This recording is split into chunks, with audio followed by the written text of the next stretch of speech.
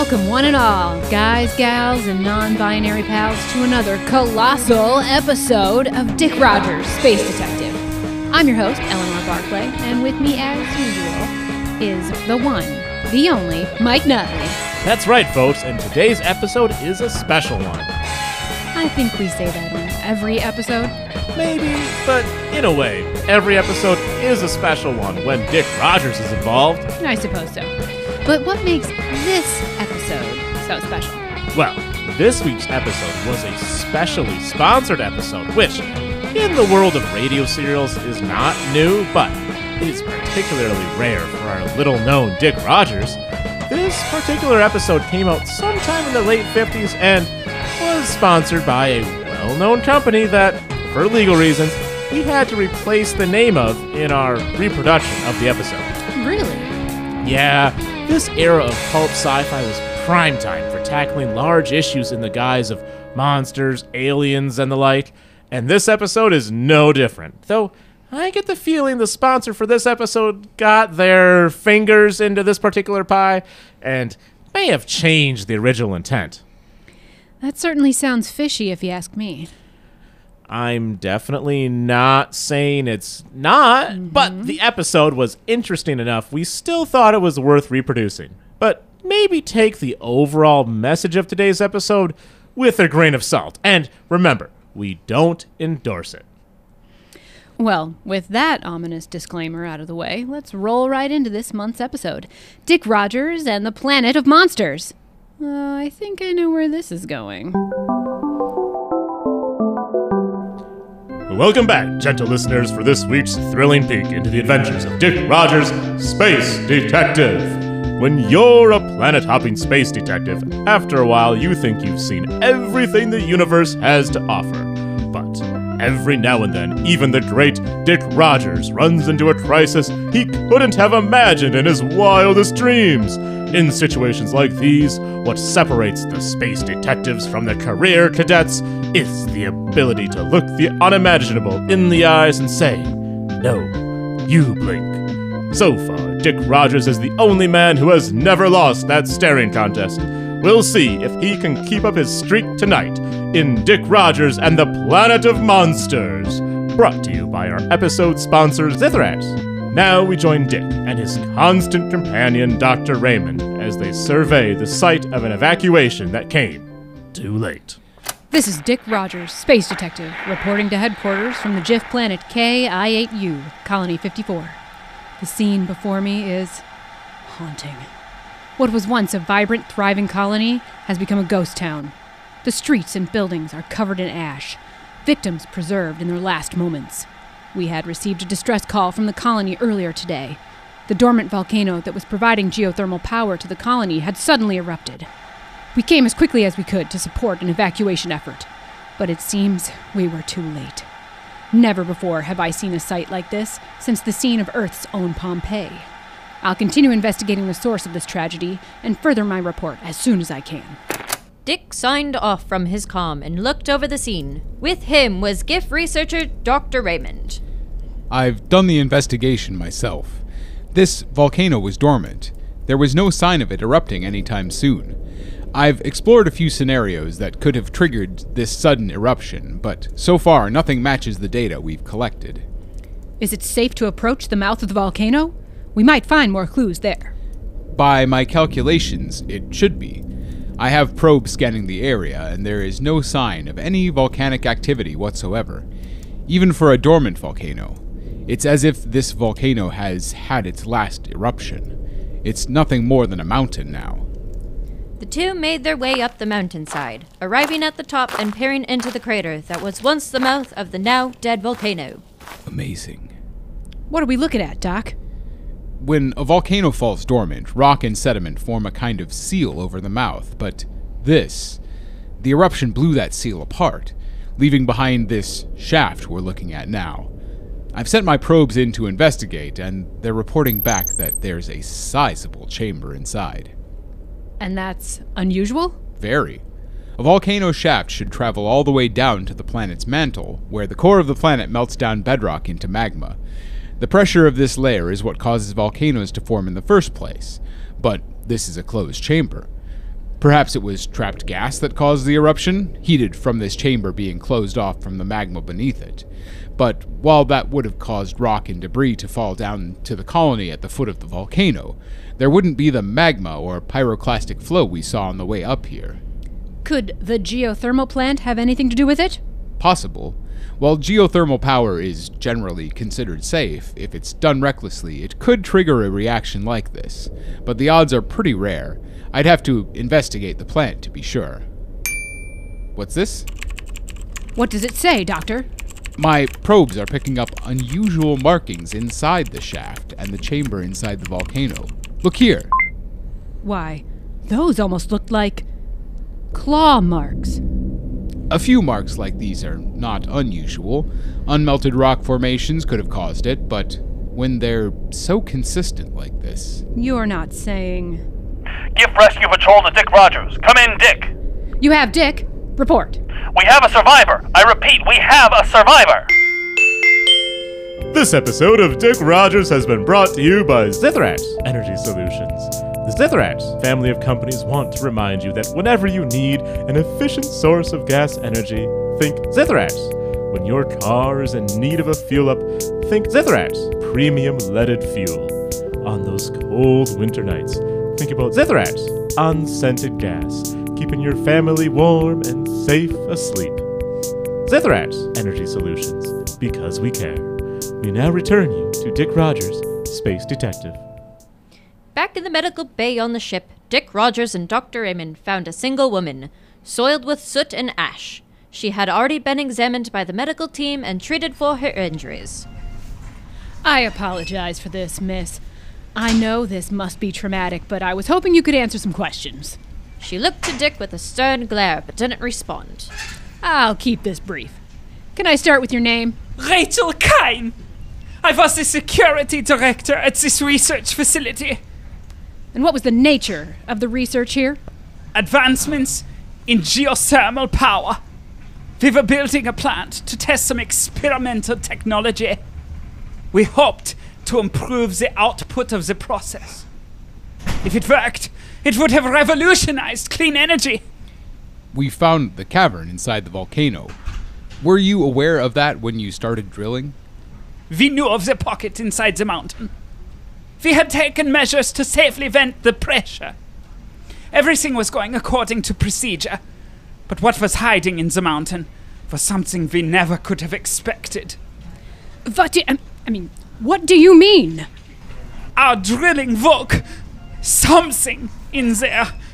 A monster, a beast, laying dormant within the mountain. That's not possible. This planet is uninhabited. Now look, miss, I know you've been through a lot today. Are you sure? I know what I saw. It broke through the top of the mountain and destroyed our facility, our colony. It killed my colleagues. What did it look like? Like a lizard or a reptile. It stood on two legs, almost like an Earth dinosaur, but bigger. It seemed to be made of living magma. We're a research facility. We don't really have much in the way of weapons. We never stood a chance. And where did it go? Into the ocean. It caused the sea itself to boil from the heat it gave off. That was the last I saw of it.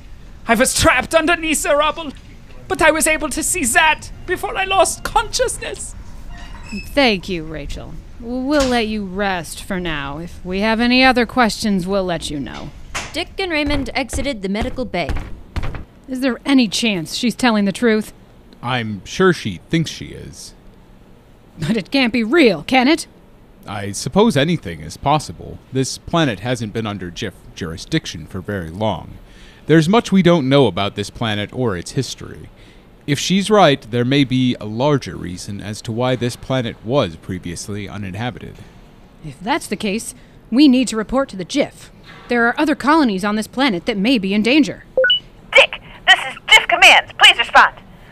This is Dick. We're receiving another distress signal from the planet. Colony number 55 is reporting that some giant monster has emerged from the ocean. That's only a few miles down the coast. We can be there within a few minutes. Send backup immediately. Dick closed the comm and turned to Dr. Raymond. Looks like we don't have to speculate after all. Will Dick be able to stop this rampaging monster?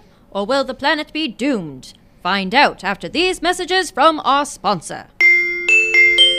Hey there, folks! It's your old pal Skeevy Mike here with a brand new offer just for you. Do you live in fear of some giant monstrosity rising up out of the ocean? Or lake? Or creek? Any body of water, really? And I know what you're thinking. Skeevy Mike, giant monsters aren't real. And my answer to that is, you can't prove that. They found the giant squid. Who knows what else is lurking down there? But why are we talking about this? Well, I'll tell you. Introducing Skeevy Mike's Giant Monster Insurance. Never again will you have to fear the loss of your property, loved ones, or pets ever again. So the next time some unspeakable terror rises from the deep, or the center of the earth, or drops down from space, you'll be protected with a name you can trust. Skeevy Mike! Brought to you by Zithrax Energy Solutions. Zithrax Energy Solutions in no way claims any responsibility for any recent monsters created from oil spills or misuse of radioactive waste. Giant monster insurance not available in California, Washington State, Washington, D.C., Delaware, the Bermuda Triangle, and Florida. So call today at 1-800-555-5454. That's 1-800-5454. Call today! We return to Dick Rogers, the gift ship flying over the scene of Colony 55, and a grim scene it is. True to the description given by Rachel, in the middle of the colony stood a large monster, like a dinosaur made of molten rock, volcano-like protrusions from its back, erupting smoke and fire into the air. As the ship approached, the monster turned, opening its maw and unleashing a stream of hot magma. The ship was barely able to evade the sudden attack. GIF Command, this is Dick Rogers arriving on the scene of Colony 55. Do you read? We're in orbit above the planet, sending down attack ships. Do you have any intel? It's living magma in the shape of a dinosaur. Any advice, Doc? This is an amazing discovery.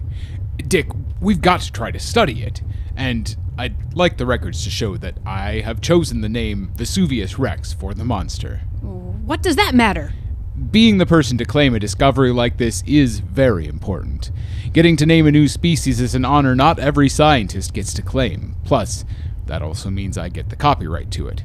Think of the merchandising. I can see a whole line of action figures, comic books, perhaps even a film franchise. Once I've filed the trademark paperwork, I'd get paid every time someone even says the name. Doctor, that thing is destroying lives down there. I don't care what it's called. How do we destroy it? Oh, right. Scans show the monster, Vesuvius Rex, is essentially a living volcano. The way I see it, our only options are to let it run itself out of fuel. The heat and pressure inside it can't last forever. Doctor! We'll lose a lot of people doing that! Just cool it. How can you be so callous, Doctor? Didn't you swear the Hippocratic Oath as a doctor? I have a doctorate in space rocks. We don't swear any oaths. But what I mean is that our best option is to cool it off. Doctor, the ship we're on right now is a rescue vessel. It has anti-fire measures. We could siphon water from the ocean, but I fear it may not be enough. Better than that. We have flame-dampening bombs. It reduces the oxygen and suffocates flames. It's meant for forest fires, but it might just be enough. Doctor, man the communication stations. Relay our plans to GIF Command and tell them to send down any ships with anti-fire measures that they can. What will you do? I'm taking command of the ship. No one else here has the training to handle something like this. With a plan in place, Dick Rogers took his seat at the controls of the ship, circling back around to confront the rampaging monster. Vesuvius Rex. Thank you. By now, smaller gift fighter ships had descended and were attacking, though the giant beast, Vesuvius Rex, seemed to ignore their laser fire. Its attention was solely on the larger rescue ship as Dick flew it over the head of the monster. Yes, Vesuvius Rex, I'm using the name. Dick dropped a barrage of flame-dampening bombs over the creature. Vesuvius. One more time! Try and tell me the name one more time. See what happens. That's what I thought. Now, where was I? Yes, here we are. The canister fell from the ship and exploded into a white foam that clung to the creature. The monster roared in anger, unleashing another stream of magma at its attacker. The stream hit the ship's engines, causing Dick to make an emergency crash landing on the beach. Dick, Dr. Raymond, and the rest of the crew were able to exit the vessel in time to see the monster still rampaging through the colony. I threw everything at it. How is it still standing? It looks like it burned through the flame-dampening foam. One ship's worth isn't enough. Even now, as more ships descended from the sky, trying to extinguish the flames of the monster Vesuvius Rex. Thank you. They were met with the same fate as Dick's own attempts. Their efforts in vain, Dick is forced to watch, helpless as the monster lays waste to everything in its path. Can nothing stop this violent beast? What horror had geothermal power unleashed? Dick, come in, Dick! Dick here. The plan is a bust.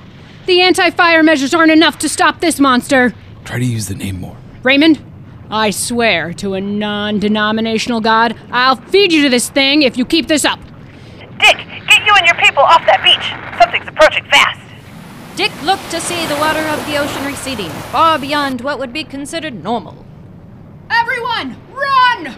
Off the beach! Everyone scrambled to get away from the ocean before the waters rushed back to land. But as the wave crashed against the shore, another large body emerged from the waters. The body of a serpent with 2 large forearms and 8 heads like the Hydra that once battled the Greek god Heracles. Ooh, I'm claiming the rights to this one, too. I just need a name. Many heads. No, I think that one's taken. Vesuvius Rex turned to face this new challenger. The monsters roaring at each other in displays of intimidation. Magical Leoplerodon. No 2 words. Dick, it looks like those monsters are going to clash. You need to get your men out of there. We're bringing down the big guns. It's the only thing that might do the job. At this rate, Captain, I think the only thing that can kill these monsters is each other. What are you saying, Dick? It's elemental, Dr. Raymond. It's fire versus water. An ancient song that's been sung since time immemorial. My team will focus on evacuation. Let them fight! Steamboat Willie? Absolutely not. And tonight, we've got 2 Titans facing down for the championship. Wait, who are you? What's going on? I'm the announcer. I also commentate wrestling matches on the side. I couldn't pass up this opportunity. This is probably the biggest match I'll ever get to commentate. Literally. All right, if you say so. Trust me, the pay-per-view off this fight is going to pay off all my credit card debt from that one weekend on Clash on 7. Sorry, I kind of ran out of steam on that one, just like I did on Clash on 7. That's right. Tonight's the battle to end all battles. Tonight, the reigning champion, Vesuvius Rex, is challenged by a new up-and-comer from parts unknown, the dangerous and deadly Hydra. God, I was right there. And that's the bell. The 2 fighters crash into each other. Hydra's got the close range advantage. Those multiple heads can tangle up his opponent, leaving Vesuvius Rex completely defenseless. But what they haven't accounted for was the fact that Vesuvius Rex is made entirely out of molten magma. That's one hot stove I don't think Hydra will be touching again. That's not the only card our challenger can play. Those heads aren't just for show. Look at that. It's firing pressurized streams of water from each of its 8 mouths. And those streams cut through solid mass like a hot knife through space butter. I hope Dick and the gang are taking cover down there. Those 8 heads are concentrating their attention on Vesuvius Rex, but those steam explosions definitely aren't safe to be around. Dangerous as they may be, the champ isn't going to take it lying down. It retaliates with its own concentrated magma attack. Hydra's already retreated from the heat once. Can it stay in this kitchen for much longer? I think the fight is giving Dick Rogers an idea. Dick Rogers to give command. What is it, Dick? The Hydra monster seems to be the key to weakening the magma beast. If we can push their fight into the ocean, it may be cooled off enough to take it down. We can send bomber squadrons down. Keep the area clear and take cover. Copy that. It looks like Dick has a plan. He's taking command of the scene on the ground. He's commanding any remaining GIF operatives to clear the area, getting as many civilians as they can out of the scene before the bombing ships make their run. But that sound in the sky tells them they don't have much longer. Take cover! These ships are top-of-the-line GIF bombers, the absolute pinnacle of space-age warfare, and they're coming down fast, blanketing the scene in plasma explosives. And those monsters don't seem to like it. They do not. The fighters have paused their fight and are now trying to flee the scene, taking the brawl to the beach and the shallow waters of the ocean beyond. But their truce didn't last very long. As soon as the two make it into the water, their fight continued. Vesuvius Rex brought its jaws down on one of the necks of the Hydra. With one pull, it yanked that head off completely! But you know what they say about hydras, and that old saying seems accurate here, as even now, it looks like that head is regenerating as the remaining heads of the beast fend off Vesuvius Rex's attack with their pressurized water streams. This is Dick Rogers to GIF Command. The monsters are in position. Now's your chance to hit them with everything you've got. Copy that, Rogers. Commencing orbital strike. In orbit, the GIF commander is giving the order to fire the biggest gun the GIF has in their arsenal. The orbital electron rail cannon is a weapon capable of destroying one of the moons of Jupiter. So far, no living thing has ever survived being hit with this weapon, but nothing this big has ever been hit with it before either. Even now, as the weapon charges and fires its payload, the monsters rage on, unaware of the technological sword of Damocles hanging above their heads. The sky above the monsters brightened as the attack from space came down in a blinding flash. Is it? Yes, it is the steel chair from above! In an instant, the two monsters were hit, and the shockwave shook the ground around the impact site. The light is fading, and it looks like both monsters are down! In some kind of miracle, the attack from the GIF ship actually did seem to incapacitate both monsters! What an upset! But now it looks like Dick is surveying the scene, making his report to the GIF commander in orbit. This is Dick Rogers reporting from the scene. The monsters have been hit with an orbital strike from the command ship. All is calm. All is right. One of the monsters, the Hydra, seems to be dead on the shore. The monster, designated as Vesuvius Rex, Thank you. still stands, though it seemed to have cooled down to the point of immobilization. It stands like an obsidian statue.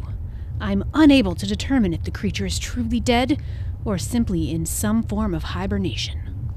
Dick approached the shore, continuing to give his report. I approach the bodies of these monsters in awe of their size and might. I wonder if these two creatures are naturally occurring megafauna on this planet. Do beasts made of air and earth lie in wait for us to discover next? Wait! Something's happening! The body of Vesuvius Rex seems to be cracking. Is it falling apart? No! No! The beast is shedding its skin like a snake and emerging from its obsidian cocoon. The monster is still alive! Vesuvius Rex is still alive! However, it does seem to be weakened, perhaps exhausted by its fight with the Hydra and our own attack against it. The creature does not return to its path of destruction, no. It retreats into the ocean.